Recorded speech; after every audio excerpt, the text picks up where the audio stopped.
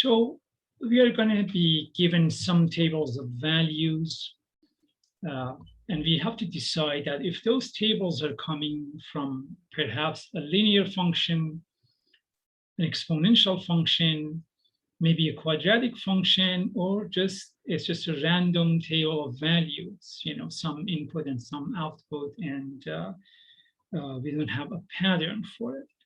So let's go to our first example in here. So I have the set of inputs at -2, -1, 0, 1, 2, 3, 4. So the first thing I'm going to do, I'm going to test to see if this is linear. If this is linear, because y equals mx plus b is my pattern, okay, notice that all my inputs are 1 unit apart. So between -2 and -1, there is a positive one, then add another one, you get 0, add another one, then add another one, add another one. So the inputs have been one step at a time increasing.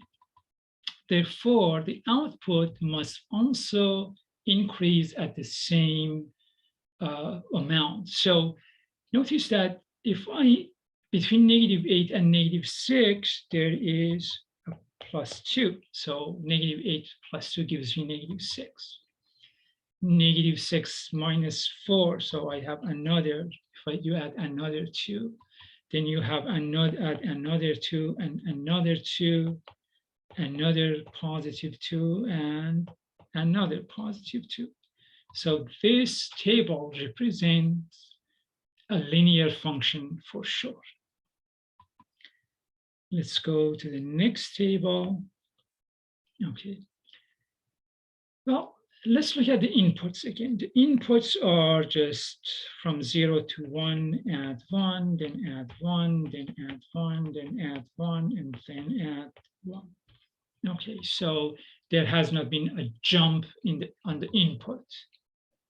But how about the output? Between 3 to 6, there is +3, then I have +6, and then I have +12. So this I know is not linear right away. So how about here? Then I have +24, and then I have +48. So definitely not a linear. So the next step, I'm going to test and see if this is an exponential or coming from an exponential function. If that's the case, I should have the same ratio. So for every output, I have the same ratio in relation with the previous one or the next one. In this case, because the outputs are increasing, it is much easier for me to divide one output by the one previous and see if I get the same number. Here is what I mean. If I say the ratio of the 6 over the previous one, 3, that gives me a 2. The ratio of 12 divided by the previous term 6 gives me a 2. The ratio of 24 over 12 is 2. The ratio of 48 over 24 is 2. And the ratio of 48 to 96 is also 2. So 96 divided by 48 equals 2. You could also look at the ratio of any output to the one after that, and you could say like 3 over 6 equals 1/2, and 6 over 12 equals 1/2, and 12 over 24 equals 1/2, and 48 over 96 equals 1/2, and I missed 48 over 24 equals 1/2, so it doesn't matter, either way. It's more common for exponential functions for us to do the division of any output by the one prior to it, but I really don't have any preference. Okay, let's go to the next table.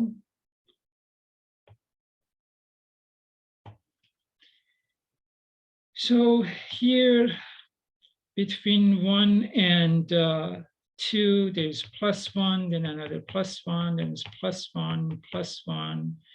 So why am I doing that? Because I want to know that the table is not trying to trick me and, and jump in between the steps. So there is no trick on the inputs. Every input is, followed by the one after that, from 1 to 2 to 3 to 4 to 5. So first of all, is this linear? So the difference is 3, and then the difference is 7 to 12 minus 7 is going to be 5, and from here to here is going to be 7. So definitely not linear. So not linear. How about exponential? Let's see. Let me clear this out. Is it exponential? Is 7 over 4, is it the same as 12 over 7? No. How can I show this mathematically? I can cross multiply and say that 7 times 7 is 7 times 7. Does that equal to 12 times 4? So I have 49. That does not equal to 48. So it does not, there's no equal ratio between the outputs, so it is not an exponential function.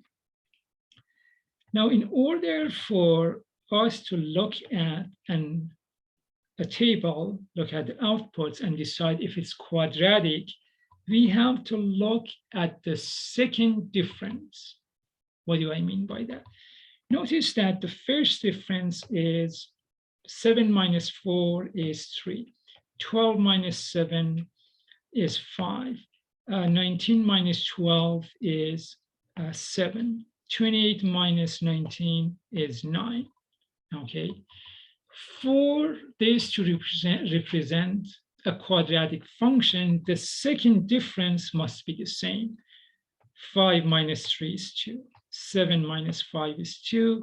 9 minus 7 is 2. So therefore, this table definitely comes from a quadratic function. Let's look at one last one. So here, once again, I'm going to ask myself, is this a trick table? Notice that between 1 and 2, it just, the steps are just +1. So this is not a trick question. The difference between 3 and 5 is 2. Between 8 and 5 is 3. Between 9 and 8 is 1. Definitely not a linear. This cannot come from a linear function. But how about an exponential function? So let's look at the ratio. So the ratio is 5 over 3. Does that equal to 8 over 5? Or any of the ratios, the division of any of the outputs by the previous one? Well, let's see, cross multiply. Does 25 equal to 3 times 8 is 24? No. So this is not coming from an exponential function. How about a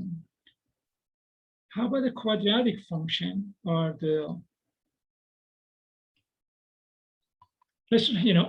second differences the same? So let's see.